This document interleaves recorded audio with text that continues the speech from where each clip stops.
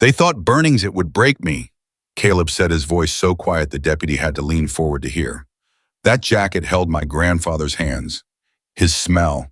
20 years of staying clean. He set the charred leather remnant on the table between them. They didn't burn a jacket. They burned the last thing I had of him. He looked up, and now I remember exactly who I used to be. If you've ever watched a quiet man get pushed too far, you already know how this ends. Welcome back to the channel. If this is your first time here, hit that subscribe button right now and follow this story all the way through to the end. And drop a comment telling me what city you are watching from. I want to see how far this story travels. Now let's get into it. Caleb Morgan had a rule about mornings. No phone, no news, no noise from the outside world until he'd had his first cup of coffee standing at the workbench. Both hands wrapped around the mug, breathing in the smell of treated leather and cedar oil, and the particular quiet that only existed in the hour before Silver Creek woke up. It was a small ritual, but small rituals were the architecture of a life he had built very deliberately, one careful brick at a time. I was 34 years old, though most people who met him assumed he was older. Not because he looked worn down, he didn't.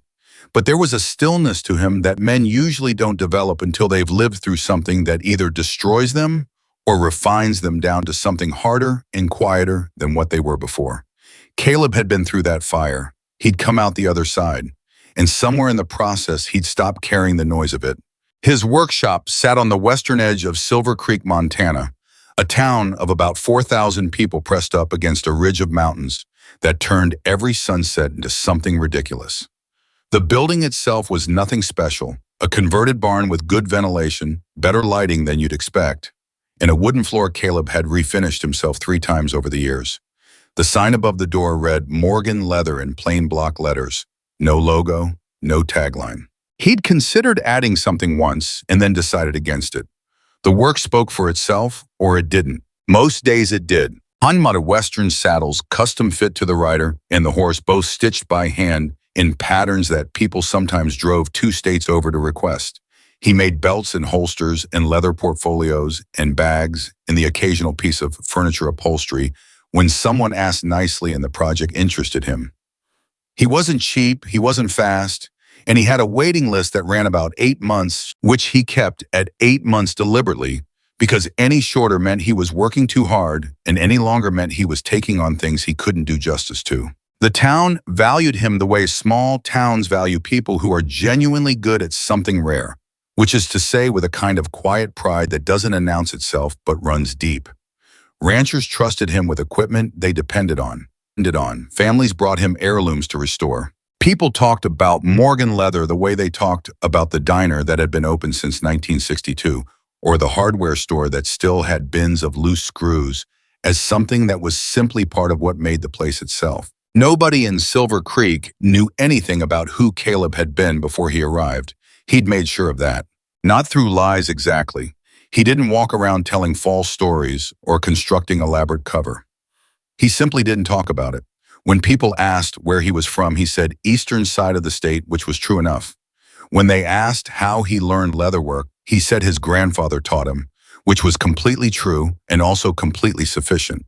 When they asked if he'd always lived in a town this size, he said no, and then he asked them something about themselves. And people, being what they are, they were usually happy to talk about themselves instead. 20 years of careful quiet, 20 years of building something that was entirely his own.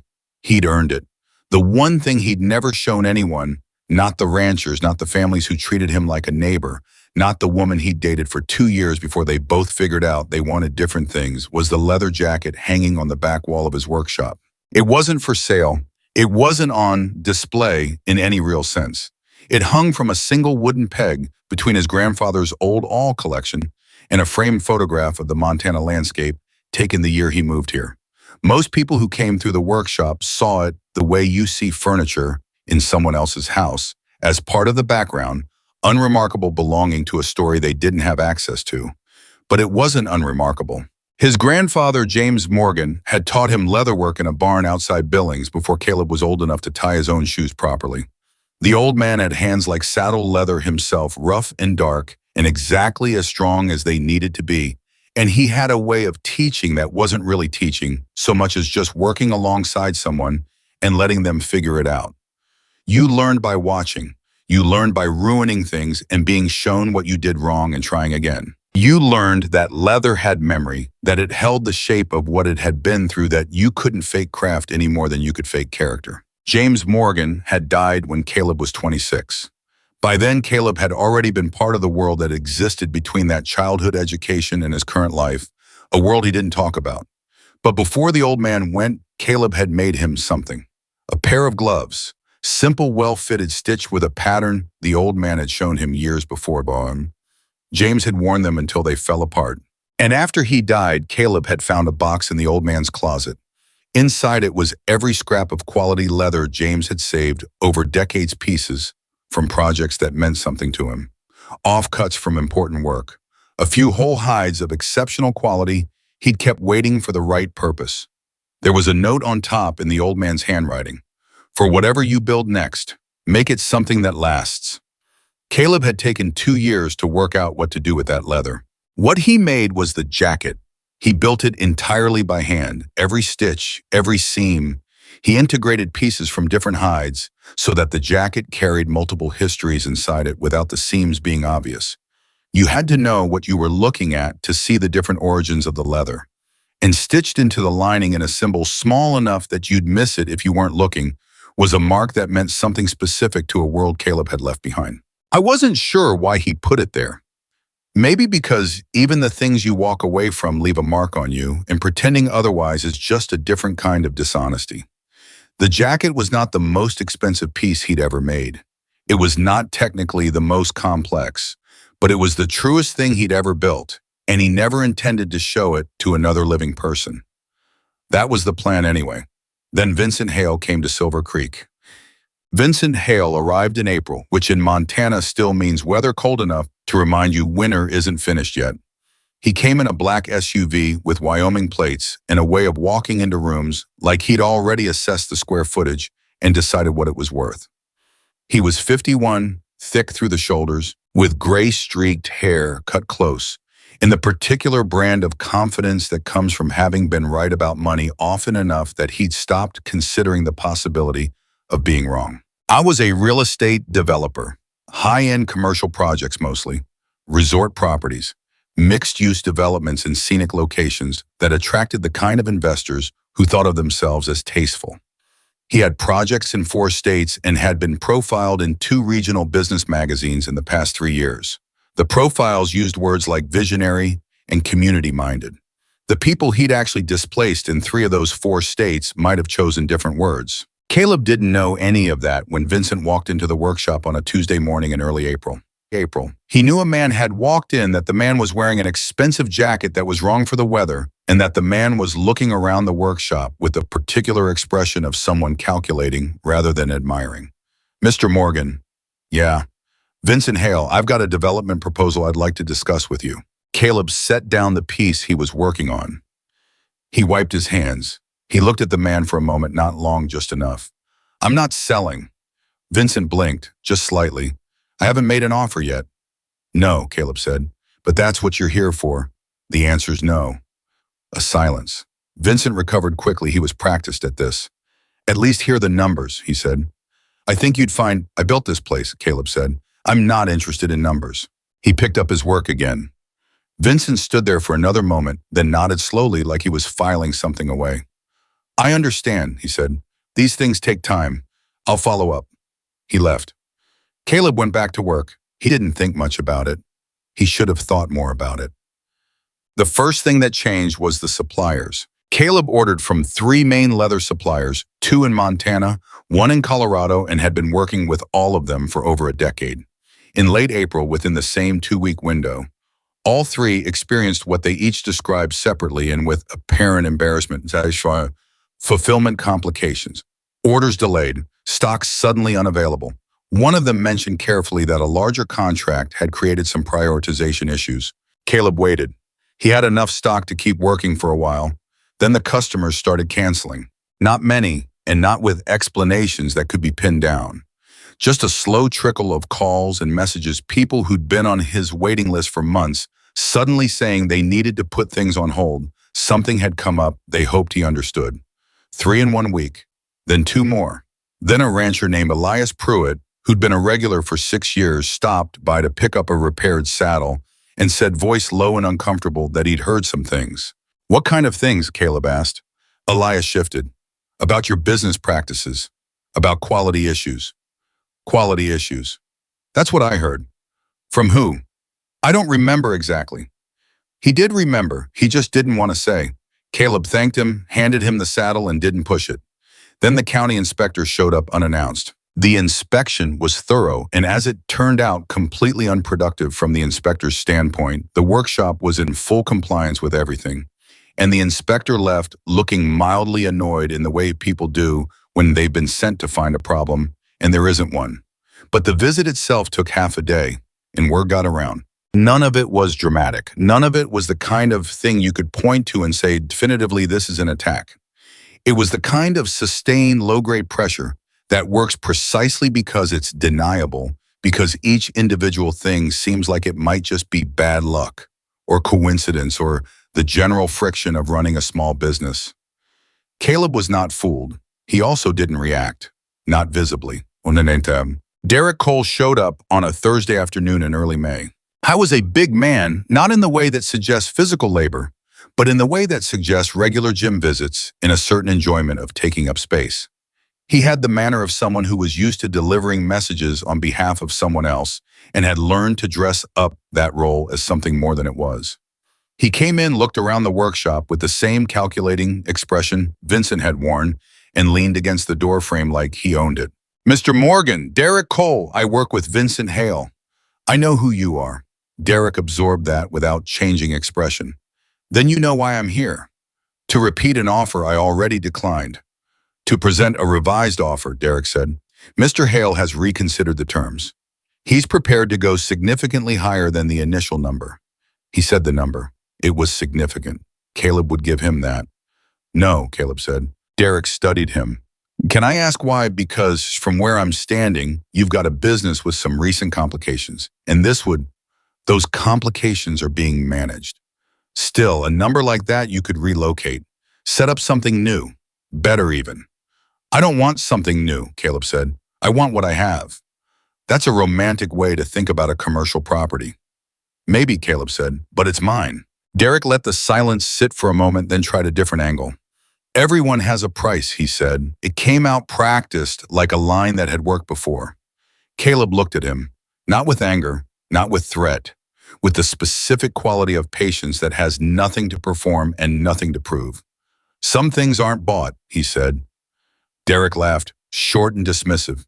He pushed off the doorframe. We'll talk again, he said. He left. Caleb stood at his workbench and looked at the grain of the leather in front of him. I thought about his grandfather's hands. He thought about the jacket on the back wall. He thought something is coming. And then he picked up his tools and kept working because there was nothing else to do yet, and the work was the truest thing he knew how to do. They came at night, a Tuesday night in late May. He wasn't there. He'd driven to the next town for supplies, which he'd been doing more of since the supplier issues started, and he came back at 10:30 to find the workshop door standing open and the light inside already on. He stopped the truck in the driveway. He sat there for a moment, then he got out. What they'd done was thorough, not random vandalism. This was deliberate and organized, the kind of destruction that has a message built into it. His cutting tools had been taken to his own work table and methodically damaged, bent, snapped, ruined. 2 finished saddles that he'd been weeks from delivering were slashed through the leather, opened up like wounds irreparable. A set of hand tools his grandfather had given him was scattered across the floor, several of them broken. And the jacket was gone from the peg. He found it in the center of the workshop floor. What remained of it? They'd burned it. Not entirely, it had gone out before it was completely destroyed, maybe deliberately, so he'd have something to find rather than nothing. The right shoulder and part of the back survived. Most of the front was ash and char. The lining where the small stitched symbol lived was gone. He crouched down beside it. He stayed there for a long time. I didn't cry. He hadn't cried since a specific night 20 years ago that he didn't let himself think about often. But something happened in his chest, some slow, silent tectonic shift. Like the ground moving beneath a structure that had been built carefully and had held for a long time.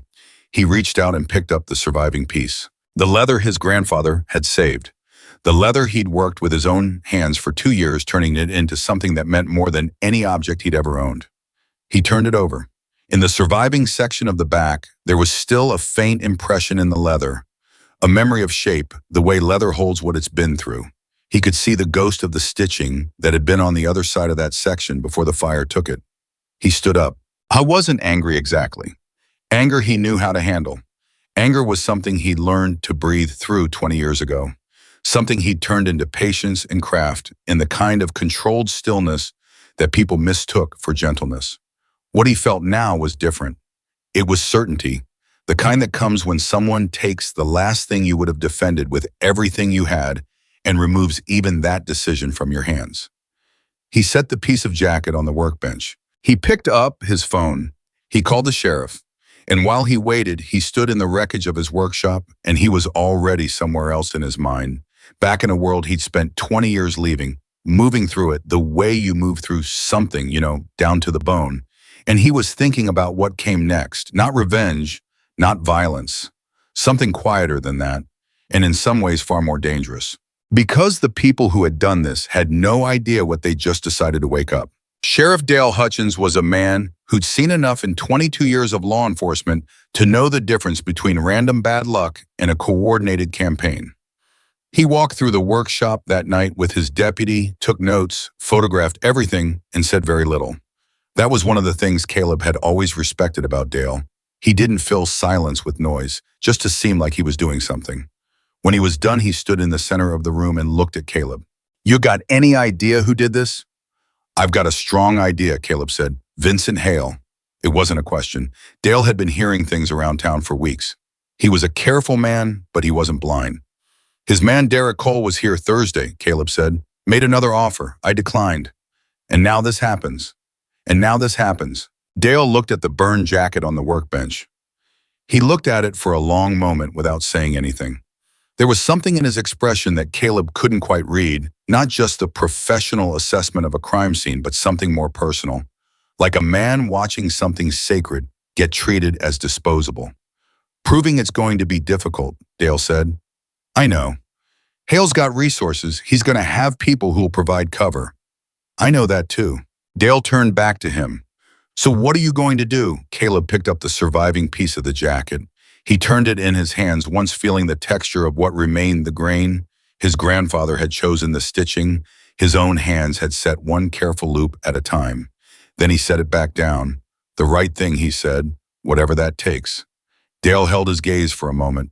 Then he nodded once and went back to his work. So the insurance adjuster came the next morning and spent 3 hours cataloging what had been destroyed.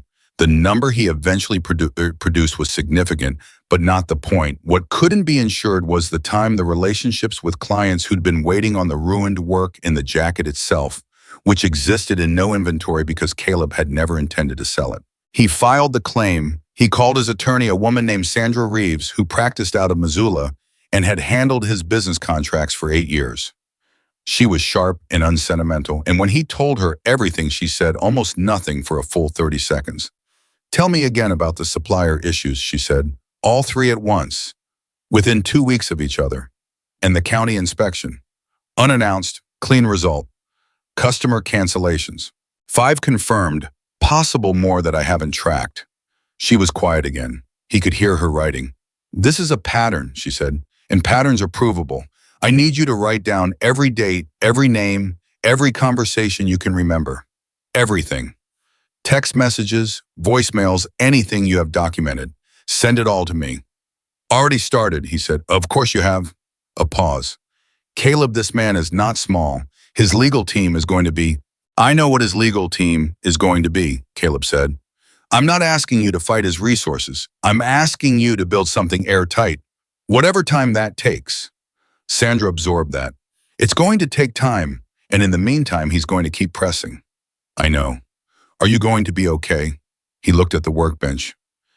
At the tools he'd already begun replacing the ones he could replace. At the space on the back wall where the jacket used to hang. Yeah, he said, I'm going to be okay. He meant it. Not because everything was fine, nothing was fine, but because he'd been through worse and come out with enough left to keep going. That was a skill, maybe the most important one he had. He hung up and went back to work. The town noticed. Silver Creek was small enough that a county inspection and a break-in at the leather workshop were both the kind of events that moved through the population within 24 hours. By the end of the week, people knew the broad outline, even if they didn't know the specifics. The responses varied. Some people waited to see which way it went. That was human nature, and Caleb didn't hold it against them. Some people came to the workshop to say something directly. Ranchers, local business owners, a couple of families whose heirlooms he'd restored over the years. They didn't always say much. Sometimes they just showed up, bought something, small, shook his hand and left. He understood what that meant. In a town like Silver Creek, showing up counted for more than words. But other things were happening too. A woman named Patricia Odom, who ran the gift shop 2 blocks from the main intersection, told Caleb that she'd been visited by a man from Hale's company, not Derek Cole, someone else, someone younger and smoother, who'd suggested that the upcoming development would be good for the whole commercial district and that businesses who showed community support for the project would be well positioned when it came time for the new foot traffic to arrive. He made it sound like an opportunity, Patricia said. She was sitting across from Caleb's workbench, her hands folded in her lap, with the controlled stillness of someone who was working to stay calm. But the way he said it, the way he looked at me when he said it, like it was also a warning, Caleb said. Yeah, she exhaled. Yeah, exactly like that. What did you tell him? I told him I'd think about it. She looked at Caleb. I'm not going to think about it. I just needed to get him out of my shop. Good, Caleb said. Is he doing this to other people, not just you? Caleb had been gathering that picture for the past 2 weeks. I think so, he said. I think we're seeing the edge of something bigger than just my property. Patricia was quiet for a moment. Then what are you going to do about it? Build the case, he said. Document everything. Stay clean. She looked at him like she wanted to say something else, but wasn't sure whether she had the right. Finally, people are scared, Caleb. Not everyone's going to say that out loud, but they are. I know. He has money and lawyers and connections. We have a leather shop and a gift store. We have the truth, Caleb said. That's worth more than people think. She left, and he went back to work, and he held on to that the way his grandfather had taught him to hold a hide while setting the first stitch firmly without shaking, knowing that the first pass set the shape of everything that followed. The second visit from Derek Cole happened on a Friday, 12 days after the break-in. Caleb was alone in the workshop, working on a replacement cutting tool he'd ordered from a supplier in Idaho. One of 3 new suppliers he'd quietly identified and begun building relationships with because the old ones weren't coming back, and he wasn't going to wait for them. Derek came in without knocking this time. That was new. Caleb set down the tool. He turned around. He looked at Derek Cole with the same quality of stillness he'd offered before, and he didn't say anything, because sometimes silence is the sharpest thing in the room. Derek seemed to notice the change in the workshop, the cleared floor, the new tools beginning to fill the empty spaces, the evidence of a man who'd been hit and gotten back up and started rebuilding without drama. He didn't like that. Caleb could see he didn't like it. You're still here, Derek said. Yeah, Caleb said. Mr. Hale thought you might have reconsidered. Mr. Hale thought wrong. Derek moved into the room a few steps. Not aggressive exactly, but testing the space, seeing how Caleb responded to proximity. Caleb didn't move, didn't shift his weight, didn't do anything at all. That was unfortunate what had happened here, Derek said, gesturing at the workshop. I heard about it. Vandalism is a real problem in areas that are economically uncertain. Caleb looked at him. That's a threat, Caleb said. That's an observation, Derek said. I'm just saying a property like this in a town going through transition. You walked into my workshop 12 days after your people came in here and destroyed things that cannot be replaced. Caleb said, his voice level and completely without heat, and you're standing there making observations. Derek blinked. I have an attorney, Caleb said. I have a sheriff who is building a file. I have documentation of every contact your employer has made with me and with other businesses in this town. And I have the patience to do this the right way, which means I will absolutely outlast whatever timeline your employer is working on. He picked up his tool. So unless you have something new to say, we're done here. Derek stared at him. Something moved through the man's expression. Something that wasn't quite uncertainty, but was close to it. Like he'd come in prepared for one version of this conversation and found a different one, waiting. "You're making a mistake," Derek said. "I've made mistakes before," Caleb said. "I know what they feel like. This isn't one." Derek left. Caleb waited until he heard the vehicle pull out. Then he exhaled slow and controlled and sat down on the edge of his work table. His hands were steady. He checked them because that was something he'd learned to do years ago in a different life, to check whether what was happening inside him was showing up in his hands, because hands don't lie. Steady. Good. He picked up his phone and called Sandra. "Cole was just here," he said when she answered. In person, he made what he'd call an observation about economically uncertain areas. "Recorded. I had the shop recorder on. I run it continuously now." A pause. "You started recording everything." "Week and a half ago." Another pause, this one longer with a different quality to it. "You're good at this," she said. "I've had practice," he said, and left it at that. The piece of the surviving jacket sat on a high shelf in the back corner of the workshop, wrapped in clean cloth. Caleb didn't look at it often. He didn't need to. He knew it was there, the way you know certain things that have become part of the structure of how you move through the world, the way you know your own heartbeat without having to check. But there were moments, usually late in the evening when the work was done and the workshop had gone quiet, when he'd sit with his coffee and think about his grandfather. James Morgan had not been a simple man. That was something Caleb had understood only gradually, the way children always understand their parents and grandparents. Gradually, first as fixtures, then as people, then as full human beings who'd made choices and lived with consequences long before the child came along. James had survived things he never talked about directly, but that showed up in the way he moved, in the things he valued, in the particular attention he paid to loyalty. He'd taught Caleb that leather remembered, that you couldn't force it into a shape and expect it to stay there. You had to work with its nature, understand what it had already been through, respect the memory built into it. He'd also taught him something else. In the last year of his life, when Caleb had come back to visit and they'd sat together in the old barn, and James had said without preamble, the way he said most things, "I know what you've been part of. I don't need you to explain it. I just need to know you chose it for the right reasons." Caleb had been quiet for a long time. Then he'd said, "I'm leaving it." James had nodded slowly. "Good," he'd said, "but don't pretend it didn't happen. The things that shape you don't get unmade just because you move on. You carry them. The question is what you do with them." He'd been thinking about that a lot lately. Sandra called him on a Tuesday morning with something new. "I've been doing research," she said, "on Hale's other projects. And, Caleb, this isn't the first time." Her voice was controlled, but he could hear something underneath it, the particular tension of someone who'd found something worse than they expected. "There are 3 other towns, different states, different timelines, but the pattern is identical. Small business district. Key property owner refuses to sell. Pressure campaign begins, supplier issues, inspections, rumors, intimidation, visits. In one case, property damage. Like mine. Exactly like yours. Broken tools, damaged inventory. In that case, they also went after the owner personally. False complaints filed with the business licensing board. The owner eventually sold." Caleb was quiet. "The others," he said, "2 of them sold. One held out long enough that Hale moved on to a different location, but by then the business was damaged enough that they closed within a year anyway." She paused. "He's very good at this. He never gets his own hands dirty. There's always a Derek Cole, always a layer between him and the action.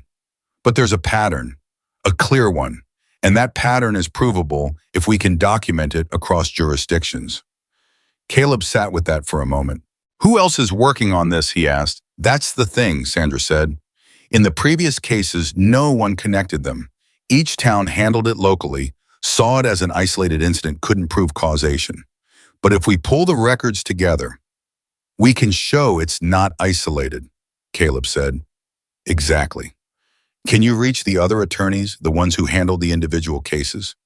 "Already working on it," he exhaled. "Sandra. Yeah. Good work." A pause. "Don't thank me yet. This is going to get harder before it gets easier. If Hale realizes we're building a cross-state case, he's going to respond hard." "I know," Caleb said. He did know. And knowing it didn't scare him.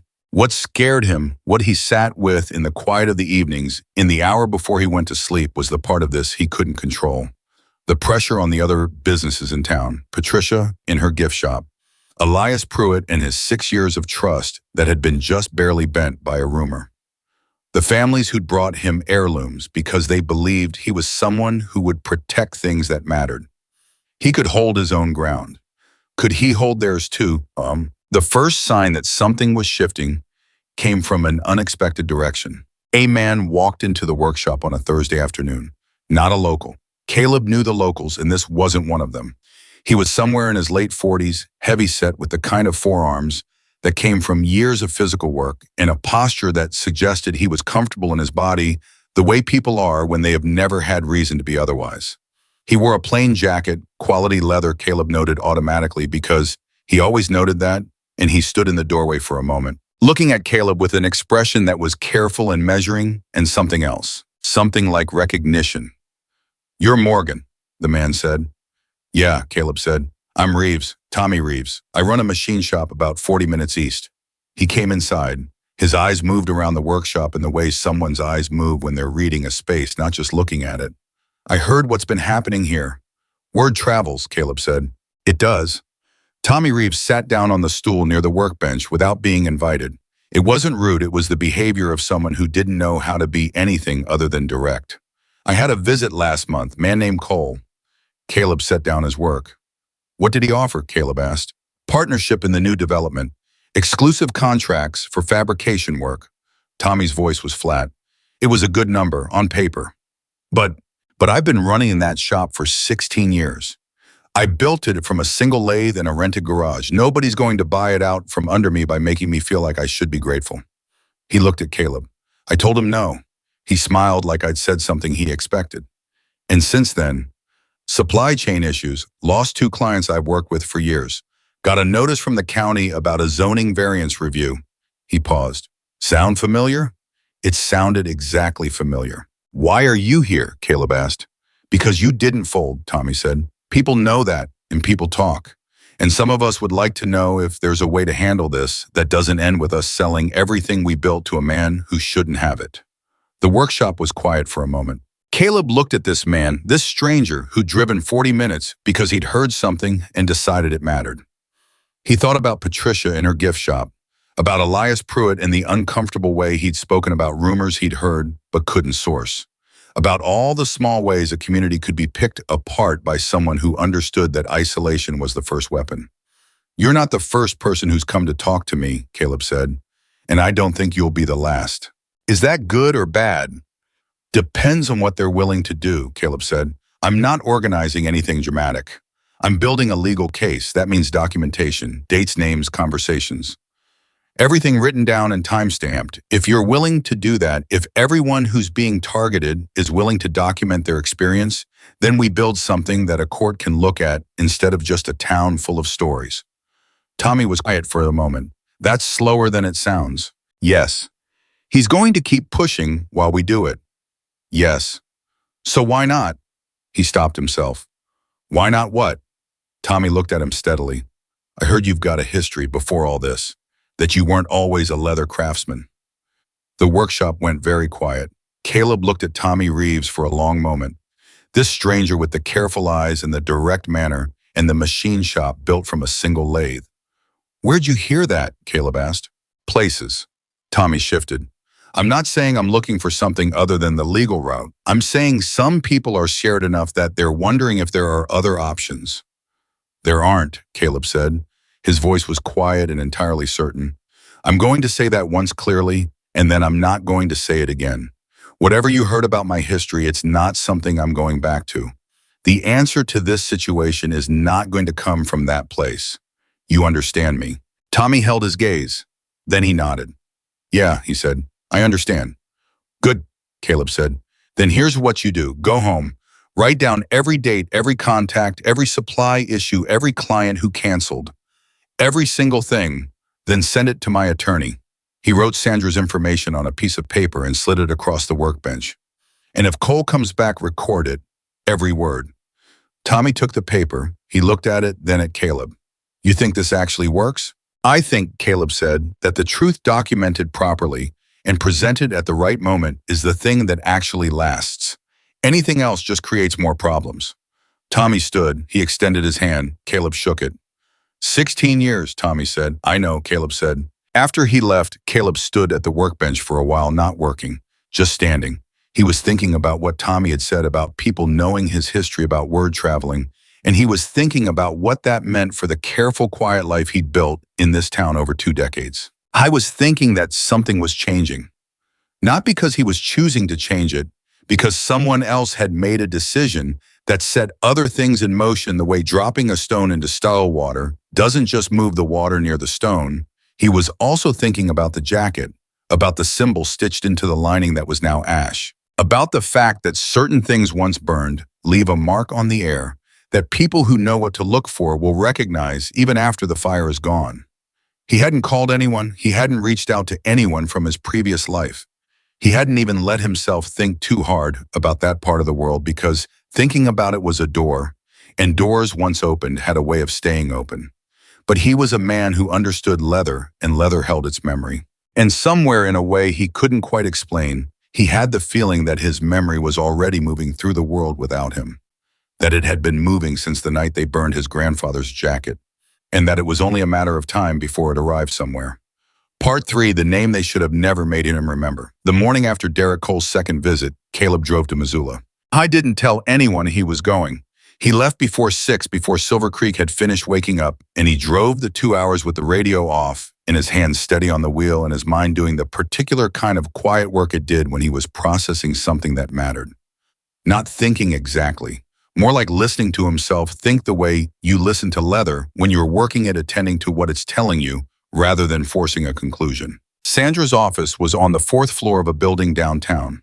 She was already at her desk when he arrived, which was not surprising because Sandra Reeves was always already at her desk. She had coffee waiting, which was also not surprising because she was the kind of attorney who paid attention to the people she worked with in the specific way that made them trust her with things that were hard to trust anyone with. She looked at him when he came in and said nothing for a moment. Then you drove. Yeah, you could have called. I needed to think on the way, he said. She nodded and let that be what it was. Sit down. He sat. He took the coffee. He held it the way he always held coffee, both hands, like it was something worth holding. I have something to tell you, he said, and then I need you to tell me what it changes legally. Okay. I was quiet for a moment. He'd been deciding how much to say since before he got in the truck, and he'd arrived at the same place he always arrived. When he thought about this carefully, the truth was simpler than the management of the truth, and Sandra needed to know what she was working with. Before Silver Creek, when he said, before the workshop, before Montana, the way I live here now, I had a different life. Sandra held her coffee and waited. I was a member of a motorcycle club, he said, a chapter of the Hells Angels, for 7 years between the time I was 22 and 29. I left when I was 29. I've had no contact with that world in 20 years. The office was quiet. Sandra looked at him with the expression she used when she was processing information that was significant without letting its significance push her in any direction before she understood it fully. Is there anything from that period that creates legal exposure? She asked. Her voice was level and professional, which was exactly what he needed it to be. No charges, no convictions, nothing on record that connects my name to anything that would affect the case. But people know. It wasn't quite a question. Someone's been talking, he said. Tommy Reeves mentioned it. Patricia didn't, but she looked at me differently after we'd been talking for a while. I think it's in the air. How? I don't know exactly. He set down the coffee. The jacket, the symbol I stitched into the lining, it was a mark that would mean something to someone who knew what they were looking at. If it was seen before it burned, or if someone who came into the workshop recognized it over the years and said something quietly. He stopped. In a town this size, a whisper travels. Sandra was quiet for a moment. Then, does this change what you want to do? No. Hale's team will find it if they're looking. And if this goes to trial, they'll use it. I know. They'll try to paint you as someone with a violent background who intimidated their client. I know that too. And your answer is? My answer is that I have no criminal record. I've lived in Silver Creek for 20 years without a single incident. And everything I've done in this case has been documented, legal, and restrained to a degree that would embarrass most people with a much cleaner history. He met her eyes. I'm not afraid of my past. I'm just careful about where it comes up and why. Sandra looked at him for a long moment. The professional expression shifted slightly, not a lot, just enough to let through something that was personal. Something like respect, the kind that doesn't announce itself but shows in the way someone adjusts how they're sitting. Okay, she said. Thank you for telling me. I need you to know what you're working with, he said. I always did, she said. This just fills in something I'd wondered about. He blinked. You wondered. The way you handle pressure, she said simply. Most people break differently. You don't break the way most people break. She picked up her pen. Now, let me tell you what I found this morning. What she'd found was not small. The cross-state documentation she'd been building with the attorneys from the other 3 towns had produced something Sandra described as a thread, a single organizational connection that appeared faintly but consistently across all 4 cases. A company called Meridian Property Services, registered in Nevada, that functioned as a consulting firm and appeared in the financial records connected to each of Hale's development projects at the moment of maximum pressure on the holdout property owners. Meridian had no public profile. It had an address that turned out to be a registered agent service in Reno. It had 3 listed officers, all of whom were, upon investigation, either untraceable or connected to other shell companies. But it had billing records, and the billing records obtained through discovery in one of the other state cases showed payments to individuals that lined up with a timeline that lined up with certain events. Derek Cole isn't on those records, Sandra said. He's too close. But there's a payment made 3 weeks before your workshop was destroyed to an individual identified only by a routing number. We're in the process of tracing it. Caleb looked at her. You can trace it. The attorney in Colorado is better at this than I am. He's got a forensic accountant who's been working it for 6 weeks. She paused. If we can connect that payment to the 2 men who came into your workshop, even indirectly, even through an intermediary, then the financial chain runs directly from that night to Meridian to Hale. And Meridian to Hale, Caleb said, is the part we're still building. She held up a hand before he could say anything. But here's the thing. Derek Cole knows about Meridian. He's had to. He was the layer between Hale and the action that means he interfaced with Meridian at some point. And Derek Cole is a man who is currently watching his employer position him as the fall guy. Caleb sat with that. I thought about Derek in the workshop 2 days ago. The way he'd stepped back when Caleb refused to move. The way his face had shown that flash of something, not guilt, not quite, but awareness. The awareness of a man who was beginning to calculate distances. He's going to break, Caleb said. Maybe, Sandra said carefully, if we put him in a position where cooperation is the rational choice. How long? Weeks, maybe months. She looked at him directly. Can you hold that long? I thought about the workshop rebuilt around him. The new suppliers, the wait list climbing back. Tommy Reeves in his machine shop 40 minutes east. Patricia's gift shop still standing, still open.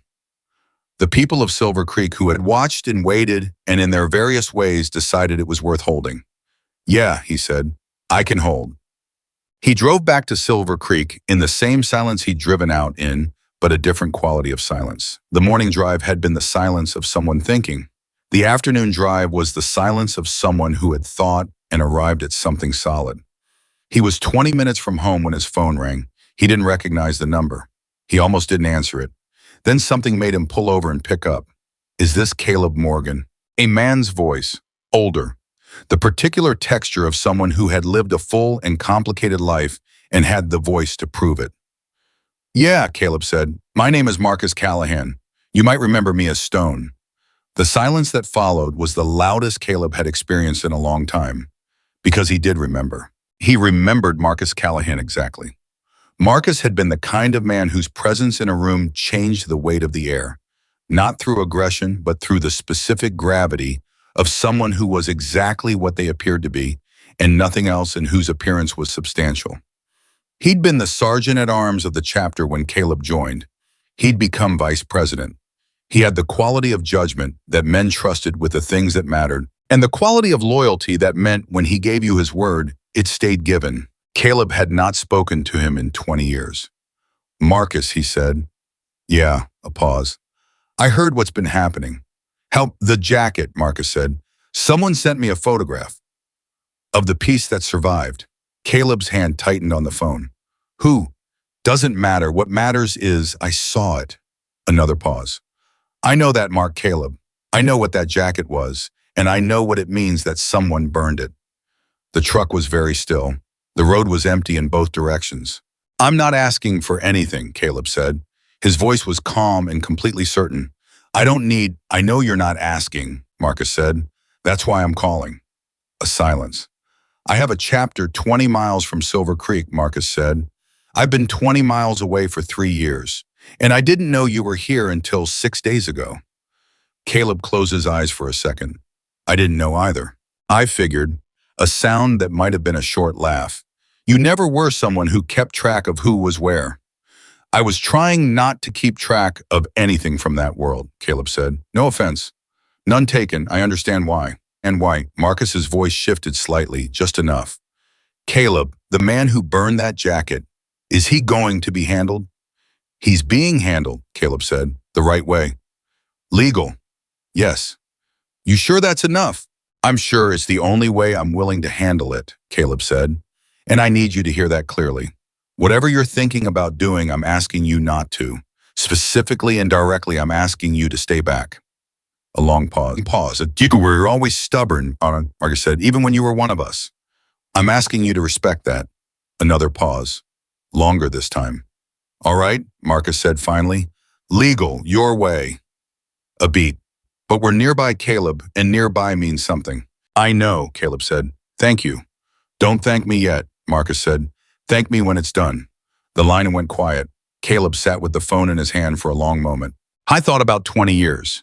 About the person he'd been at 22, walking into a world that had its own codes and its own gravity, and its own version of loyalty, that was real even when the things around it weren't.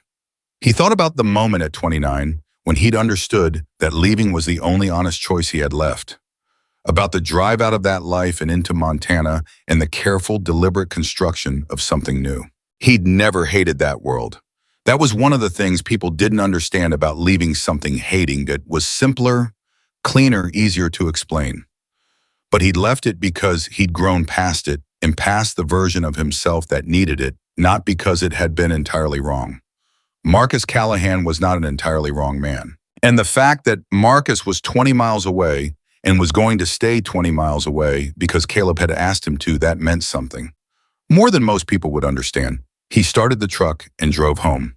3 days later, something happened that Caleb hadn't predicted. He was in the workshop midday working on a restoration project, an old cavalry-style saddle that a family had brought in, something that had been in their barn for decades and that they wanted preserved rather than used. It was delicate work, the kind that required him to work with what was already there rather than imposing anything new, and he was deep in it when the door opened. He looked up. The man standing in the doorway was someone he had never seen before. Medium height, 50s. The specific look of someone who spent a lot of time in institutional environments, not prison. Something more controlled than that, the look of someone who worked in systems and had the posture of careful authority. He held up a card. Mr. Morgan, my name is Agent Paul Derry. I'm with the FBI's Financial Crimes Division. Caleb set down his tools. He looked at the card, then at Agent Derry. I'm not under investigation, he said. It was a statement rather than a question. No, sir, Derry said. You're not. We'd like to talk about Vincent Hale. The FBI had been watching Vincent Hale for 14 months. Not for what he'd done in Silver Creek specifically, though. That was now part of it. They'd been following the financial trail connected to Meridian Property Services, which turned out to be significantly more complex than a shell company used to pay for targeted harassment. Meridian was connected to a network of property acquisitions that looked at across 4 states over 8 years, showed a pattern of artificially depressed purchase prices achieved through coordinated pressure campaigns, which was in financial crime terms a form of property fraud. The scale of it was larger than Caleb had understood. The business owners in the 4 towns were not isolated incidents.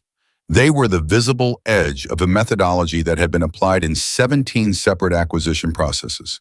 Hale had built a system. Meridian was the mechanism. Derek Cole was the implementation layer. And the result across 8 years was a portfolio of properties acquired at prices that were 40 to 60% below assessed market value because the owners had been broken before the sale. Derry laid this out with the flat precision of someone who worked in numbers and understood that numbers were the most honest form of story there was. Caleb listened. When Derry was done, Caleb said, "What do you need from me?" "What you have," Derry said. "Your documentation, the recordings, Sandra Reeves' compiled evidence, and your cooperation as a witness." "You'll have it," Caleb said. "Mr. Morgan." Derry paused. He had the manner of a man who chose his words carefully because the precision of words was part of his professional training. "The evidence you and your attorney assembled, the cross-state pattern, the documented timeline, the financial connection through the supplier pressure, was the piece we were missing to establish the coordination between the individual incidents." He looked at Caleb steadily. "What you built here was the case." Caleb looked at him. "Sandra built the case," he said, "with what you gave her," Derry said. He didn't argue the point further. There was no useful argument to make. After Derry left, Caleb called Sandra. She picked up on the second ring. "FBI was just here," he said. A pause. "Derry," he stopped. "You knew." "He called me this morning. I was going to tell you tonight." A pause. "Caleb, this is bigger than we thought," he said. "Significantly bigger." He sat down on the edge of the workbench. He thought about Patricia's gift shop and Tommy's machine shop and Elias Pruitt and the family in the other town who'd sold because they couldn't hold. He thought about 17 acquisitions in 8 years and a methodology built for breaking people quietly. "He built a machine," Caleb said. "Yes," Sandra said, "and it works 17 times." "Yes." "Until Silver Creek." A pause. "Until you," Sandra said. I didn't feel triumphant about that. He felt the specific weight of understanding that the thing that had felt personal, because it was personal, because they'd burned his grandfather's jacket and damaged something irreplaceable, was also larger than personal. It was part of a pattern that had hurt people he'd never meet in towns he'd never visit. "What does this mean for the timeline?" he asked. "The FBI's involvement accelerates everything. They have subpoena power we don't. They've already had Meridian's full financial records for 6 months. We were working with fragments. They have the whole picture." She paused. "And Derry told me something else. Derek Cole reached out to the FBI independently 2 weeks ago, before he talked to Dale." Caleb absorbed that. "He was going to cooperate anyway," Caleb said. "It looks that way. He must have realized how wide the investigation was going and understood that waiting was only going to narrow his options. So when he came to Dale, he was already talking to the FBI," Sandra said. "The local cooperation was almost a formality." Caleb thought about Derek Cole standing in his workshop, the measured threat dressed as an observation. The step back when Vincent put a hand on his shoulder at the investor event. The specific calculation of a man who had spent 20 years being someone's instrument and had finally run the numbers on where that left him. "He made the right choice," Caleb said. Not with warmth. Derek Cole had been part of destroying things that couldn't be replaced, but with the honest acknowledgement that making the right choice mattered regardless of what preceded it. "Yes," Sandra said, "he did." That evening, Caleb called Marcus. He hadn't planned to. He sat in the workshop after closing the tools put away, and the lights turned to the lower setting he used when he was working late, or just sitting, and he thought about the day and what it contained, and somewhere in that thinking, he picked up the phone and dialed. Marcus picked up after 2 rings. "Callahan." "It's Caleb." A pause. "Something wrong?" "No," Caleb said. "Nothing's wrong." He paused. "I just wanted to tell you the FBI is involved. It's bigger than I thought, and it's going the right way." Silence. "Good," Marcus said. "I wanted you to hear it from me." "I appreciate that." Another pause, the kind that exists between two people who have history and are navigating how much of it to acknowledge. "Marcus," Caleb said, "can I ask you something?" "Yeah." "The photograph of the jacket, who sent it to you?" A pause. "Does it matter?" "Not legally," Caleb said, "just personally." A longer pause. "One of your regulars," Marcus said. "Rancher, old guy. He'd heard something about your past small-town whisper, you know how it is. He went looking to see if it was true. Found my chapter. Didn't know what else to do with what he'd found, so he sent a photo of the surviving piece and asked if I knew what the mark meant." Caleb thought about Elias Pruitt, About a man in his late 60s who'd repeated a rumor he shouldn't have repeated and then lived with that discomfort for weeks and then come to Caleb's workshop with his hat in his hands. And apparently somewhere in between those two events had done something that turned out to matter more than he probably understood. He didn't tell me, Caleb said. He probably didn't think it was relevant, Marcus said. He was just an old man who found something and didn't know what to do with it. Caleb looked at the wall where the new jacket hung. Relevant, he said quietly. Yeah, Marcus said. They were quiet for a moment. You could come by sometime, Marcus said. I'm not asking you to come back to anything, just a cup of coffee. Two old men who used to know each other. Caleb thought about it, really thought about it. Maybe, he said. That's better than no, Marcus said. It is, Caleb agreed. They hung up and Caleb sat with the phone in his hand, and he thought about how the things you walk away from leave a shape in the world, and how sometimes that shape can be the thing that saves you when something tries to take away everything you built after. Not because the old world was better, not because he wanted to go back to it, but because loyalty that is real doesn't expire just because circumstances change. And the mark he'd stitched into the lining of his grandfather's jacket 20 years ago had turned out to be a thread one he hadn't known was still connected to anything. One that the people who destroyed the jacket couldn't have known would survive even after the jacket burned. Some things hold even when you burn them. 2 days before the investor event, Sandra called with final preparations. Caleb already had the recordings indexed, the documentation, organized the timeline, laid out in a form that a room full of investors could follow without being attorneys themselves. He'd been over it enough times that he could navigate it without notes. But Sandra had something else. One more thing, she said, and this is your call, not mine. Tell me. Marcus Callahan called me this morning. Caleb went still. He asked if there was any way his being present at the investor event, not inside, not disrupting, just present outside in a visible way, would help or hurt the case. A pause. Legally, it doesn't hurt anything. They'd be on public property. They wouldn't be threatening anyone. They'd just be visible. Caleb looked at the workshop around him. I thought about what visible meant. Not the mythology of it, not the fear response that certain people had to certain symbols, but the actual meaning, which was that a man who had spent 20 years living quietly and asking nothing of anyone had a people who showed up for him when it mattered. That kind of visible. Call him back, Caleb said, and tell him to be there, Caleb said, and tell him not for intimidation, not for show, just to stand. He'll understand that, Sandra said. I know he will, Caleb said. He hung up and stood at the workbench for a moment.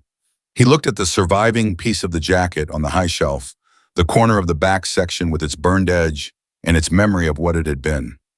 He thought about the morning in 2 days when he would walk into a room full of investors and lay the truth in front of them and trust that the truth was the most powerful thing in the room. I was afraid. He let himself acknowledge that clearly because pretending you weren't afraid of something that deserved fear was its own kind of dishonesty. He was afraid of how it could go wrong. He was afraid of the 12 ways a careful plan could come undone in a room full of people with money and the lawyer's money bought. But fear and certainty were not opposites. You could hold both. He'd learned that a long time ago in a different life in circumstances that had no resemblance to this one except in the fundamental experience of standing at a place where what you did next was going to define something important. He picked up his tools. He had work to finish before Tuesday, and Caleb Morgan had never left work unfinished in his life. The morning of Vincent Hale's investor event, Caleb woke up at 5. Not because he'd set an alarm. He hadn't needed an alarm in years. His body had its own clock built from decades of early mornings and the particular discipline of a man who understood that the first hour of the day belonged to him and nobody else. Animata coffee. He stood at the workbench. He looked at the new jacket hanging on the back wall, not the replacement exactly because you couldn't replace what had been lost, but something new that had come out of what was lost, which was different and in some ways more honest. He thought about his grandfather. He thought about Marcus. I thought about Sandra's voice on the phone the night before running through the sequence one final time, checking every piece of evidence against every possible counter-argument, the way a surgeon checks instruments before an operation, not because she doubted the preparation, but because the preparation was the thing, and the thing deserved that respect. We're ready, she'd said. Yeah, he'd said. Caleb. A pause. However this goes today, you did this right.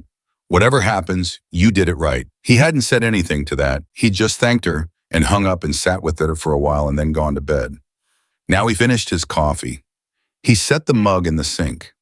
He looked at his hands, both of them, the way he always did when something significant was approaching. Steady, he got dressed, picked up his phone, and drove into town. The Grand Vista Hotel was the nicest property Silver Creek had, which wasn't saying a great deal, but Vincent Hale had rented the entire main floor and hired an event company out of Billings to make it look like something that belonged in a different city entirely. There were people in expensive clothes already moving through the lobby when Caleb arrived. Investor types. The kind of men and women who carried a particular energy, the energy of people who evaluated everything in terms of return and had stopped noticing they did it. Sandra was waiting outside. She had a leather portfolio under her arm and the expression of someone who had been preparing for this specific moment for weeks and was ready to be done preparing and start doing. Everything set, Caleb asked. Everything set, she said. Daly is coming with the documentation at 10:30. That gives us about 45 minutes inside before he arrives. Caleb nodded. The others, he said. Patricia is here. Tommy Reeves drove in this morning. I've got written statements from 4 other business owners who couldn't be here in person. She paused. And Marcus confirmed 20 minutes ago. Caleb absorbed that. How many? And they were parking down the street. He nodded again. Something moved through him that he didn't try to name some combination of gratitude and gravity and the specific weight of knowing that what was about to happen could not be undone. Okay, he said. Let's go. Vincent Hale saw them come in. Caleb watched his face, watched it from across the room the moment they walked through the doors, because a man's face in the first second before he controls it tells you everything. And what Vincent's face said in that first second was not anger. It was not contempt. It was something Caleb had not expected. It was fear. Just for a second, just a flash. Then it was gone, replaced by the practiced composure of a man who had spent decades turning situations to his advantage and believed he could turn this one too. Vincent crossed the room toward them. He was already smiling by the time he arrived, the smooth, managed smile of someone who treats confrontation as a negotiation. Mr. Morgan, he said, I didn't see your name on the guest list. I didn't RSVP, Caleb said. Vincent's eyes moved to Sandra, then back. This is a private investor event. It's a hotel, Sandra said pleasantly, and my client has business with a development project being presented here. We'd like to observe. Your client has no standing to. My client is a property owner directly affected by the proposed development boundary, Sandra said, still pleasant, not moving. That gives him standing to observe any public presentation of the project. We won't interrupt. We won't disrupt. We're just here to listen. Vincent's smile held, but his eyes were doing a different calculation. Of course, he said after a beat too long. Make yourselves comfortable.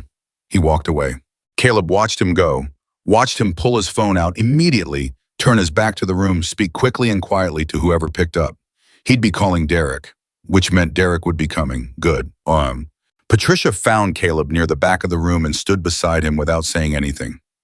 She'd dressed carefully for this, not formally, but the way someone dresses when they want to feel like themselves at full strength. She had a folder in her hands and her chin was up, and she was nervous. He could see that, but she was there. Tommy Reeves came in 2 minutes later. He gave Caleb a nod across the room. No words, just the nod. Then the presentation started. Vincent was good at this.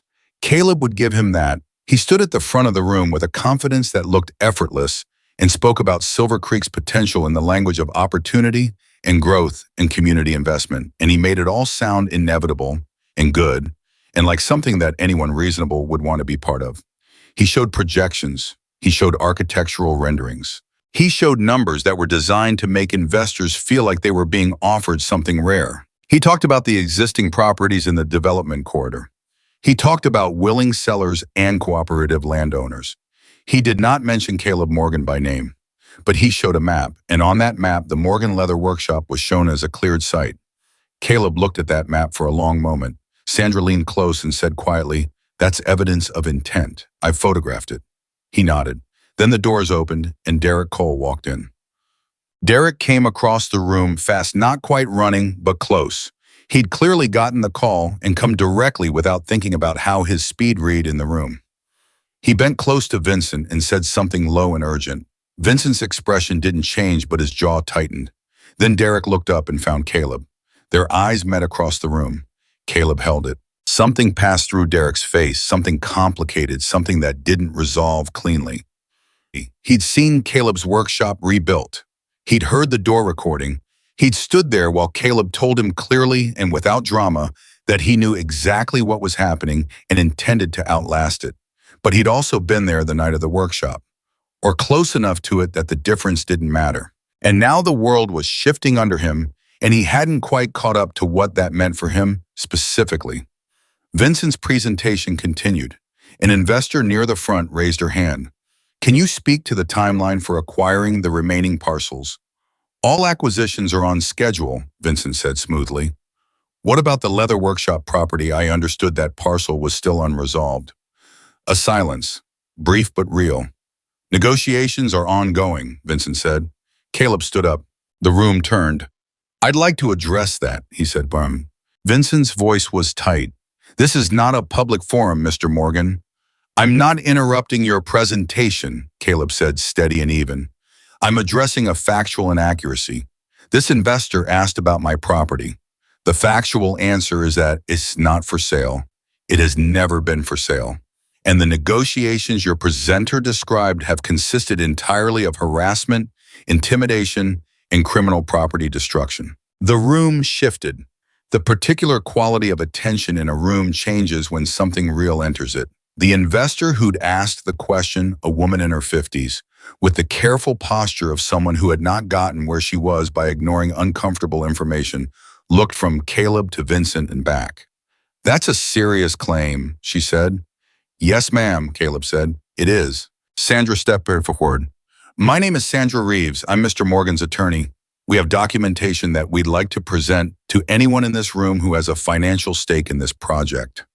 Vincent's voice cut across the room. "These individuals are trespassing on a private event and making unfounded allegations. Security, please." "There's no security here that can stop us from speaking," Sandra said. Still pleasant, still completely immovable. "And the allegations are not unfounded. We have them documented." She opened the portfolio. She started talking. What Sandra laid out piece by piece was not dramatic in the way courtroom moments are dramatic in movies. It was quieter than that, and because it was quieter, it was more devastating. She presented dates, she presented documented contacts, she presented the testimony written and signed of 5 business owners in Silver Creek who had received visits from Hale's representatives within the past 2 months. She presented the county inspection record and the timeline that connected it to Caleb's refusal to sell. She presented the records from the 3 previous towns, different states, different business owners, identical pattern. She presented the recording from the workshop. She had a small speaker on her, and she played 30 seconds of it. Derek Cole's voice clear as a bell saying vandalism is a real problem in areas that are economically uncertain. 12 days after the break-in, the room was very quiet. The woman investor had stopped writing. She was just watching. 3 other investors near her had gone still in the way people go still when they realize that what they're looking at is not what they thought they were looking at. Vincent tried. He tried hard because he was good at this, and he'd been getting away with it for a long time. And getting away with things for a long time makes you believe you can always get away with them. "This is a coordinated smear campaign," he said. "This man refused a fair offer and has spent months constructing a narrative to document what happened to him," Sandra said. "Yes, that's exactly right. The recording is out of context. I have 40 minutes of context available if anyone would like to hear it. The pattern you're describing across other cities is on record in 3 separate county courts," Sandra said. "I have the case numbers if anyone wants to verify." A man near the window, one of the larger investors, the kind of presence that the others watched to calibrate their own reactions, raised his hand slowly. "Mr. Hale," he said, "I'd like to take a short break before we continue." It wasn't a question. Vincent looked at him. Something passed through his face, the specific expression of a man who has just understood that the room has moved and he didn't move with it. "Of course," Vincent said. His voice was composed. His hands, Caleb noticed, were not. The break lasted 20 minutes. During those 20 minutes, the room rearranged itself in the way rooms do when the social architecture of a situation changes suddenly. Investors talked to each other in small clusters. Sandra fielded questions, from three of them directly answering each one precisely and without embellishment. Patricia stood near the back and answered questions from a local business reporter who had apparently heard something was happening and arrived at the right time. Tommy Reeves stood near Caleb and said almost nothing. He didn't need to. His presence said the thing he was there to say. Derek Cole had gone to Vincent's side the moment the break started, and the two of them were in the corner of the room in the particular posture of two people having a conversation. They both know is the last one that matters. Caleb watched that. I wasn't close enough to hear the words, but he could read the body language. He'd learned that a long time ago, how to read a room through the posture of the people in it, how to see the moment when an alliance starts to fracture. Derek was shaking his head. Not the head shake of disagreement, the head shake of a man realizing he has been left in a position that he did not choose and cannot get out of without cost. Vincent put his hand on Derek's shoulder. Derek stepped back. One step, clear, deliberate. Caleb recognized that step. He'd seen it before in a different world, in a different context. The moment when a man understands that loyalty has its limits and that the person he was loyal to has already begun calculating the cost of sacrificing him. He thought, there it is, and he waited. At 10:30, exactly when Sandra had said, Dale Hutchins came through the door. He was in uniform. He had his deputy with him. He had a folder under his arm and the particular expression of a man who had been building to this moment for weeks and had made his peace with all the ways it could go difficult. He found Vincent Hale in the corner. The room went quiet again. That different kind of quiet, the kind that happens when official weight enters a space. Mr. Hale, Dale said, I have some documents I need to discuss with you regarding the ongoing investigation into the destruction of property at Morgan Leather Workshop on May 21st. Vincent's attorney, who had appeared from somewhere during the break, stepped forward immediately. My client has nothing to say without... Your client doesn't need to say anything right now, Dale said. He was patient. He was always patient. I'm informing him that the investigation has reached a point where we're prepared to file charges, and I'm giving him the professional courtesy of that notification in person before we proceed. The attorney said something low. Dale listened. He nodded. Then he looked at Vincent directly. Mr. Hale, new evidence has come forward this morning. Vincent said nothing. Dale waited one beat. Then Derek Cole has agreed to cooperate with the investigation. And there it was, the thing that Vincent's entire operation depended on, the layer between himself and the action. The carefully maintained distance that made everything deniable dissolved in one sentence. 12 words. Not even a complete legal motion, just a statement of a fact. Vincent Hale's face did something complicated. Caleb watched it happen. It wasn't collapse, not yet, not here, in front of all these people, but something behind the composure shifted, and the shift was visible. The way a crack in stone is visible, even when the stone is still standing. That's not possible, Vincent said quietly, almost to himself. It happened about an hour ago, Dale said. Mr. Cole came to the station voluntarily. Derek Cole had driven himself to the county sheriff's office at 9:15 that morning. He'd sat down across from Dale Hutchins, and his deputy declined to wait for his own attorney and said, I want to tell you what happened. He'd been thinking about it for days. Since the moment in the workshop when he'd seen the recording equipment. Since the moment in the break room just now when Vincent had put his hand on his shoulder with that particular pressure that was not comfort but calculation. I was 51 years old, and he'd spent 20 years being Derek Cole, the man who handled things, the man who made problems disappear, the man who stood between Vincent Hale and the consequences of his own decisions. And for 20 years it had worked because they were partners in a way that meant something, or he'd believed they were partners in a way that meant something. But you can't watch a man start calculating your value as a liability and still believe you're partners. That's the thing about loyalty. When it's real, you don't have to measure it. When you start measuring it, you've already found out what it was. He told Dale everything. He told him about the suppliers. The instructions Vincent had given him, specific and detailed, to make calls and apply pressure in ways that couldn't be traced directly. He told him about the county inspector whose sudden interest in Morgan Leather had been prompted by a conversation with a county official who was connected to a real estate association that Hale's company funded. He told him about the night of the break-in, the two men Vincent had hired through an intermediary paid in cash. The plan communicated through Derek as the layer that kept Vincent's name off everything. He told him about the other towns, all of them. He sat in that room for 2.5 hours and he told the truth about 20 years of Derek Cole. And when he was done, he felt something he hadn't expected to feel. Not relief exactly. Something harder and cleaner than relief. Like setting down something you'd been carrying so long, you'd forgotten what it weighed.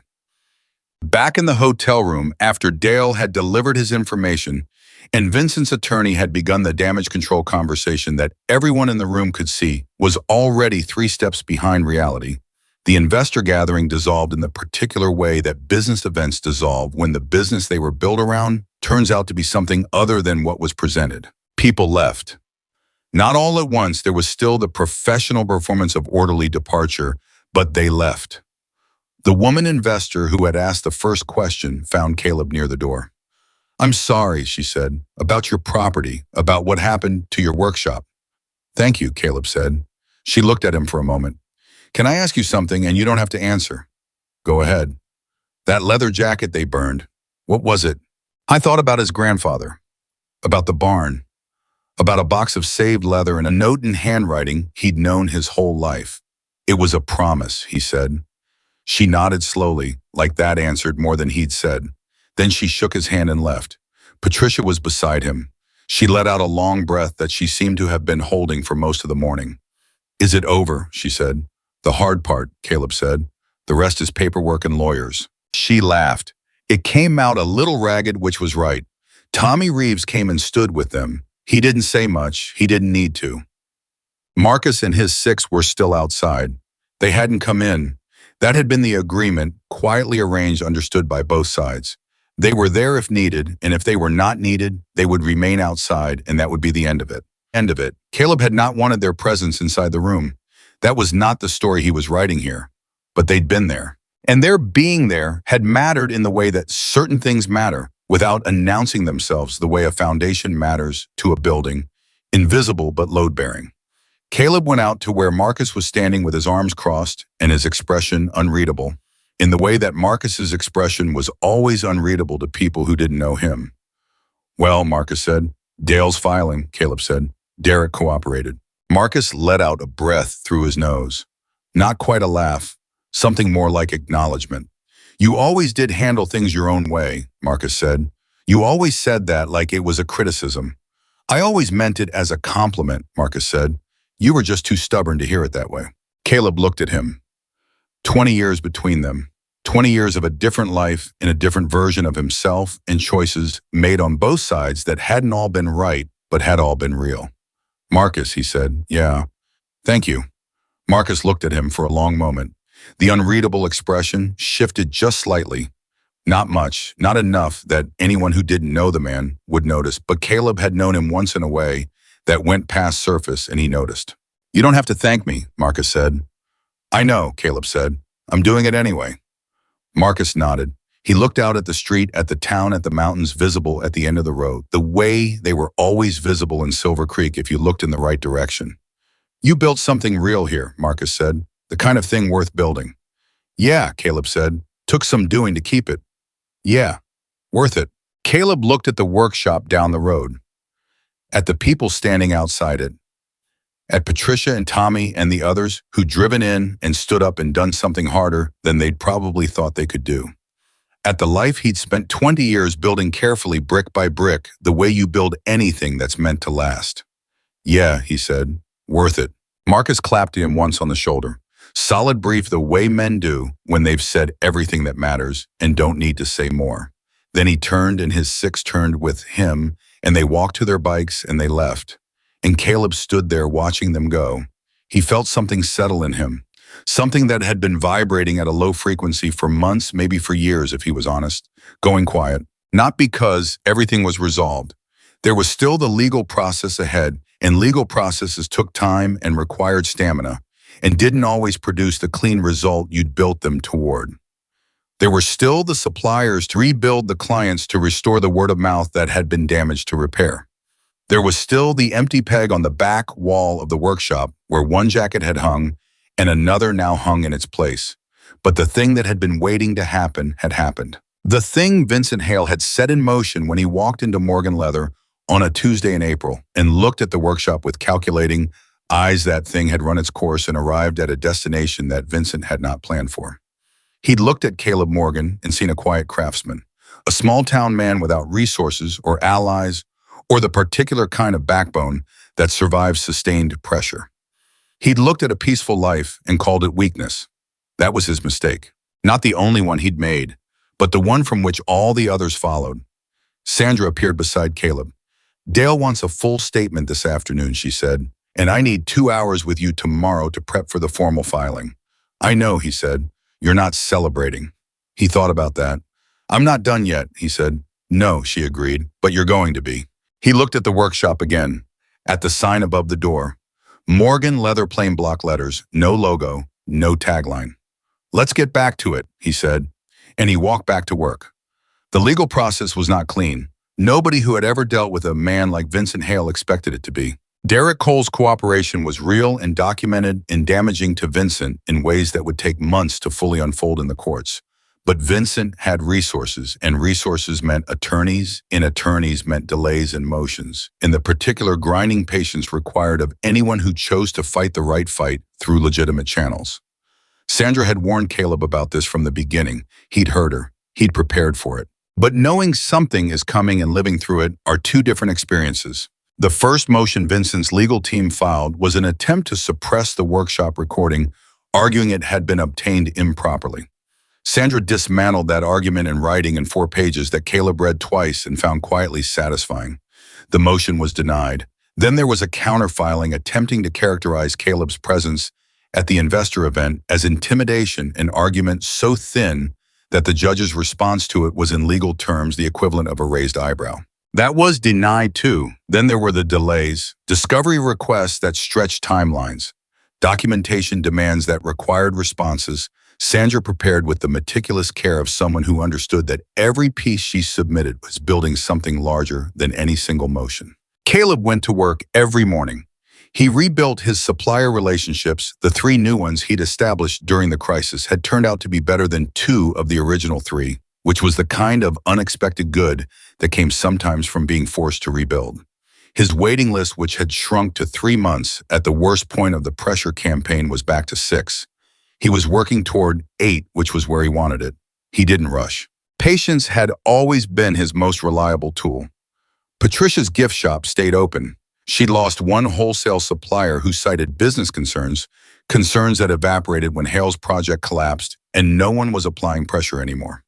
She replaced the supplier and told Caleb about it over coffee one morning, with a kind of flat satisfaction that he recognized as the emotion you feel when you've outlasted something that tried to outlast you. Tommy Reeves's machine shop had 2 new clients by the end of the summer, partly because word had spread about what he'd done driven 40 minutes on a Thursday afternoon, because he'd heard that someone wasn't folding. And that kind of reputation, it turned out, was worth something in a community of people who valued the real over the polished. The county official, whose connection to the real estate association had prompted the unannounced inspection, was quietly investigated and resigned before he was asked to. The inspector himself was never charged. He'd been an instrument, not an architect, but the incident made the county commission uncomfortable enough that they implemented a new protocol for unannounced commercial inspections that would make the same move harder to pull off a second time. Small changes, the kind that don't make news, the kind that matter anyway. The formal charges against Vincent Hale were filed on a Tuesday morning in September, 4 months after the investor event. Sandra called Caleb before he'd finished his first cup of coffee. "It's done," she said. He set the mug down. "All of it. Criminal charges for the workshop destruction with Derek's testimony as primary evidence. Civil charges connected to the pattern across the other 3 states. 2 of the other business owners have joined as plaintiffs with their own attorneys. And the county DA has opened a separate inquiry into the official connections." He was quiet for a moment. "How long until it goes to trial?" 18 months, maybe more. And in the meantime, Vincent Hale's investors have already begun withdrawing. The project is effectively dead. He'll fight the charges he has no other choice, but the money is gone, and without the money, the legal fight becomes a different kind of problem. Caleb stood at the workbench with the phone in his hand and looked at the workshop around him, the repaired floor, the new tools alongside the old ones that had survived, the organized shelves, the smell of treated leather and cedar oil and coffee. That was the smell of his life as he had chosen to live it. Sandra, he said, yeah, you did a hell of a job. A pause. We did, she said. He couldn't argue with that. So the thing he hadn't expected, the part of it that came quietly and from the side, rather than head on the way the legal process did, was the conversation with Elias Pruitt. Elias had been coming to Morgan Leather for 6 years before Vincent Hale arrived in Silver Creek.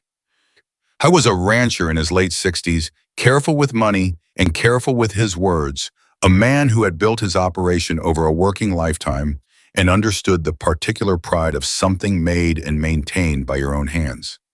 He had been the one who'd come to pick up his saddle with a story about rumors he'd heard and couldn't quite source, and he'd left without meeting Caleb's eyes properly. He came back on a Wednesday in October. He came in the morning before Caleb had other appointments, and he stood in the doorway the way people stand when they're not sure of their welcome. Caleb looked up. Elias, he said. Caleb. Elias came inside. He had his hat in his hands, which told Caleb something. I've been meaning to come by. I know. Elias looked at the floor. I should have said something different. Last spring. Yeah, Caleb said, not cruelly, just honestly. I heard a thing and I let it bother me when I should have known better. He looked up. I've known you 8 years. I know your work. I know your word.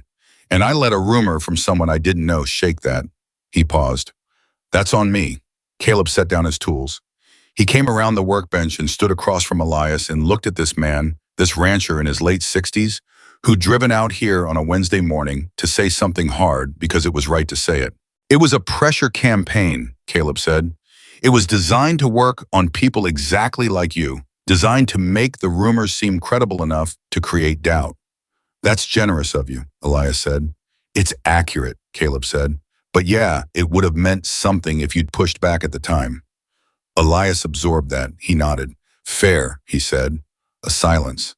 Then Caleb extended his hand. Elias shook it. I've got a bridal needs restoration, Elias said. Bring it Thursday, Caleb said. I'll work it in. Elias put his hat back on. He started toward the door, then stopped. You know what the thing is, he said, not quite turning around. You never once told anybody what you were or where you came from. But you showed up for people anyway. Year after year. You just did it. That's the only way I know how, Caleb said. Elias nodded once and left.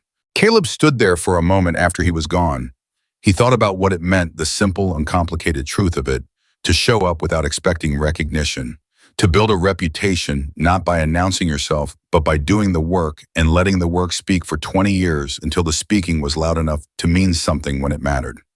His grandfather had lived that way. He'd learned it from watching. The new jacket had been finished in August. He'd started it in June, about 3 weeks after the investor event, at a point when the legal process was grinding along in Sandra's capable hands, and the workshop was rebuilt and running, and there was space again for the work that was not about survival, but about something beyond survival. He hadn't tried to recreate what was lost. That had been the first decision, and it had been the right one. The original jacket was the original jacket, the leather his grandfather had saved the 2 years he'd spent figuring out what to do with it. The particular combination of history and craft and intention that made it irreplaceable because it was irreplaceable. You didn't recreate that. You didn't insult what it had been by making something that claimed to be its equal. What you did if you were a craftsman who understood leather and what it held was make something new, something that knew what had been lost without pretending to replace it. And use different leather, new stock, some of it exceptional, none of it carrying the specific history of his grandfather's saved collection. He chose pieces with their own character, their own grain, their own memory of what they'd been before they became material in his hands. He worked the same way he always worked, slowly, carefully by hand, one stitch at a time, but with a different intention, not preservation, something more like continuation. There was no hidden symbol in the lining. Not because he was hiding anything anymore, but because he wasn't that person anymore. The mark he'd stitched into the original jacket was real, and it had meant something real, but it belonged to a chapter that had closed, and closing a chapter cleanly was itself a form of respect. Instead, he stitched something else, small, in the same lining position. His grandfather's initials in a script James Morgan had used for decades to mark his tools. JM, that was enough. That was everything, actually. When he finished it and hung it on the peg on the back wall, he stood back and looked at it for a while. It was good work. Honestly, good, not the best he'd ever done technically, but perhaps the truest in terms of what it meant and what had gone into it. The kind of work that a craftsman recognizes as the kind that only comes when the maker and the material and the moment are all in exactly the right relationship to each other. I thought his grandfather would have liked it. He thought the old man might have run his thumb along the stitching and made the soft sound he made when something met his standard, and then he would have found something to criticize, because that was also how he worked. You held the standard up and you kept reaching for it. For whatever you build next, make it something that lasts. He'd done that. See him. Marcus called in November, not a visit this time, just a call. Marcus was not a phone person by nature, so the call itself carried some weight. How's it sitting? Marcus asked. Settling, Caleb said. Trial's a long way out, but the project's dead. That's what mattered most. Town back to normal. Getting there, Tommy Reeves expanded his shop. Patricia hired 2 part-time employees. He paused. People are steadier than they were. Good. A pause on Marcus's end. You heard about the chapter out in Billings, young chapter, new president. I heard something. He reached out about you, heard the story, wanted to know if you were... No, Caleb said. Quiet and certain the same way he'd been quiet and certain about everything since the night of the break-in. Marcus was quiet for a moment. Then, I told him that already, just wanted you to know. I appreciate it. Caleb. A pause. What you did here, the way you handled it, there are brothers who wouldn't have held that line, who would have gone the other direction. I know, Caleb said. I'm not saying that's wrong. I'm saying you held something that's hard to hold. I had good reasons, Caleb said. I had something worth protecting that I would have damaged if I'd handled it any other way. Yay, Marcus said. That's the thing about knowing what you're protecting, changes what you're willing to do to protect it. Caleb thought about that for a moment. How's your chapter? He asked. Good, same as always. Complicated and loyal, which is the best you can hope for. Yeah, Caleb said, it is. They talked for another 20 minutes about nothing much, about things that 2 men who'd known each other in a specific way and carried that knowing across 20 years of distance talked about. When they hung up, Caleb sat with a phone in his hand for a minute before setting it down. I thought about loyalty, what it actually was stripped of the mythology around it. It wasn't blind allegiance. It wasn't staying when you should go. It wasn't performing for the group or measuring yourself against other people's courage. It was showing up for the things and people that mattered at the cost that showing up required without needing anyone to see you do it. Marcus had shown up, 7 bikes on a street in Silver Creek on a Tuesday morning, not threatening, not performing, just standing because someone who had once been a brother needed weight behind him. Patricia had shown up. Tommy had shown up. Sandra had shown up in the way lawyers show up, with precision and preparation and the specific courage of someone who is very good at their work and chooses to use that goodness for things that deserve it. Dale Hutchins had shown up the way he always showed up, with patience and documentation and the glamorous persistence of a man who believed that process mattered, because process was what separated law from chaos. Even Elias Pruitt had shown up eventually with his hat in his hands on a Wednesday morning, saying something hard because it was the right thing to say. All of them in their different ways with their different forms of loyalty had shown up. Caleb had spent 20 years believing that the life he'd had before Silver Creek was a closed chapter, and mostly it was. But Marcus showing up had reminded him of something he'd known at 20, and gradually let himself forget that brotherhood, real brotherhood, doesn't require a patch or a road or a particular way of moving through the world. It requires only that you show up when showing up costs something.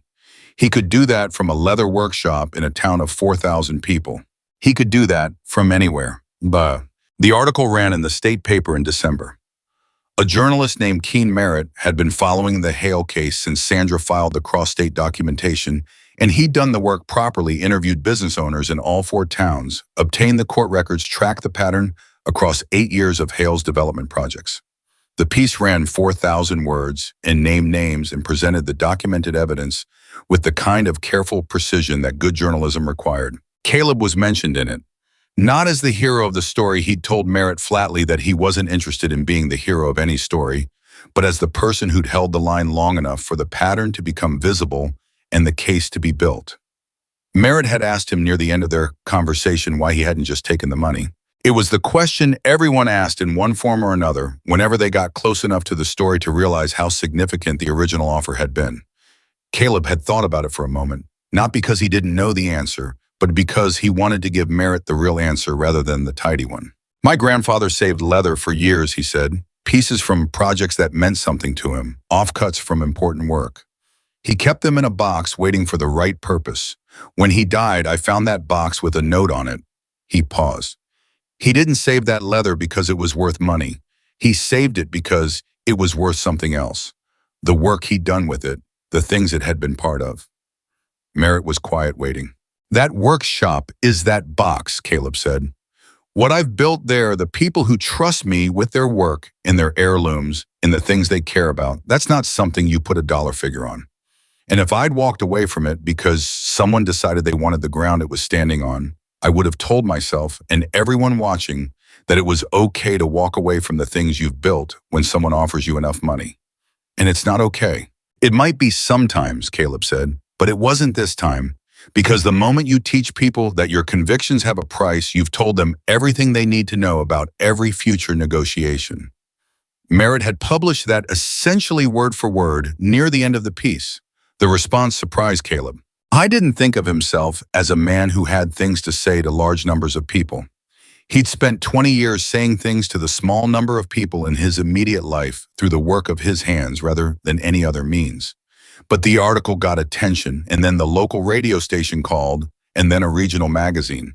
And he handled all of it the same way he handled everything, directly without performance, saying what was true and declining to say what wasn't. He had one rule about all of it. He didn't talk about his past. Not the part that people were starting to whisper about. Not the chapter in his life that had given Marcus Stone Callahan a reason to drive out and stand on a Silver Creek street on a Tuesday morning. That was not the story. That had never been the story. The story was a workshop and a man who built things and a community that decided it was worth something to hold together when someone tried to take it apart. He let the rest stay where it belonged, in the past, in the leather, in the lining of a jacket that was gone.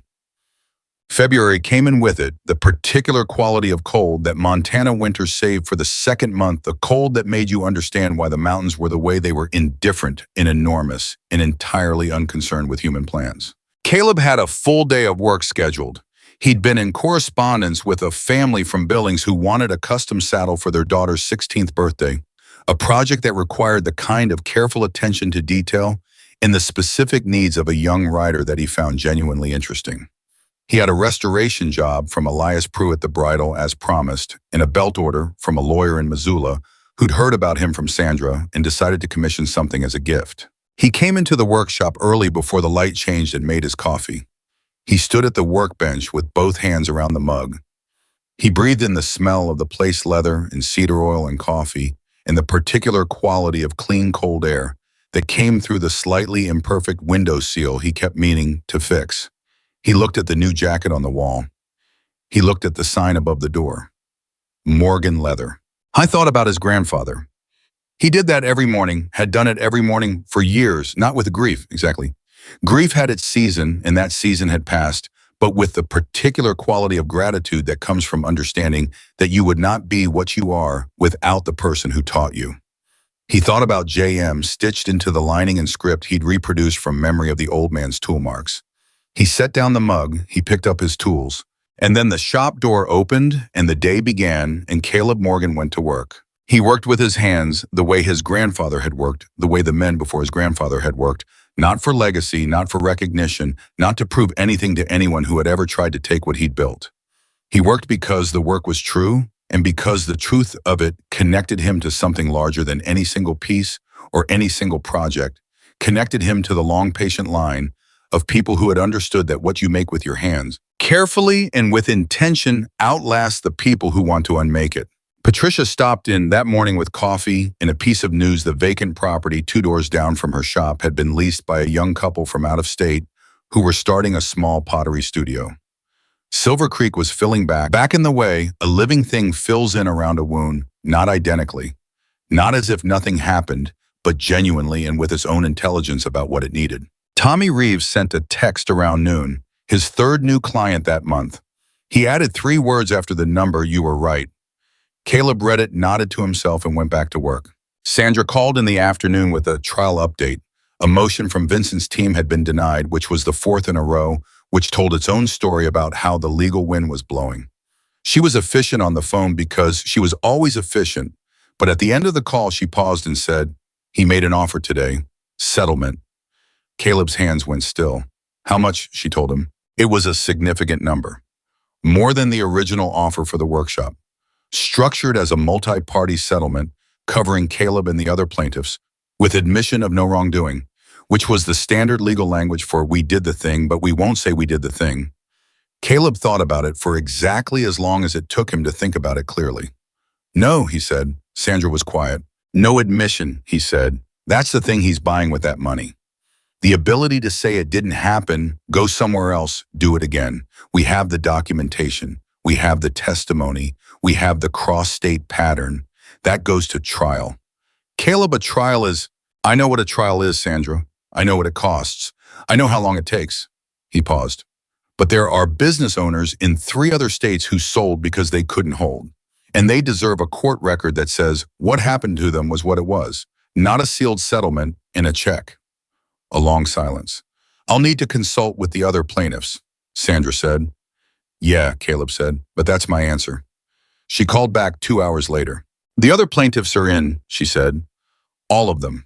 He exhaled. "Good. You know," Sandra said, "when I took this case, I'll be honest, I thought you were going to settle at some point. That eventually the pressure would accumulate and practical considerations would take over." "Practical considerations did take over," Caleb said. "How do you mean?" "Practically speaking, the truth costs less in the long run than the alternative." A pause. Then Sandra laughed, not the professional laugh, the real one. "I'll put that in the brief," she said. "Don't put that in the brief," he said. She was still laughing when she hung up. Spring came the way. Spring came in Montana, not gently, not in a single arrival, but in negotiations between winter and warmth that went back and forth for weeks before warmth finally made its point. By May, the town had the particular alive quality that places in cold climates have, when they finally remember what it's like to not be cold. The wait list at Morgan Leather was back at 8 months. Caleb didn't push it longer. 8 was right. And hired a part-time assistant, a young man named Eddie Park, 22 years old, who had learned basic leather work from his grandmother and had a quality of attention that Caleb recognized as the real thing. He didn't teach Eddie the way a school taught. He worked alongside him and let him figure it out, correcting mistakes and explaining the why of things and letting the rest develop the way it develops in people who have the disposition for real craft. His grandfather's method, the only one that worked. On a Tuesday in May, exactly 1 year after the night of the break-in, Caleb came in early. He made his coffee. He stood at the workbench. He looked at the jacket on the wall and at the sign above the door and at the tools hanging in their proper places and at the floor that still showed the faint marks of what had happened to it, because refinishing a floor removes the surface damage, but not the deeper memory, and he had decided he liked that about it.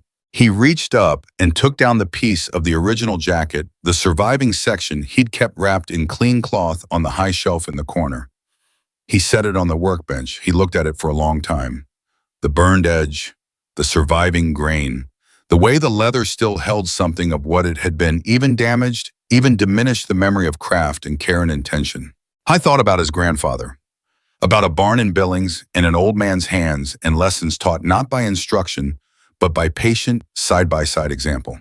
He thought about a box of saved leather and a note in familiar handwriting.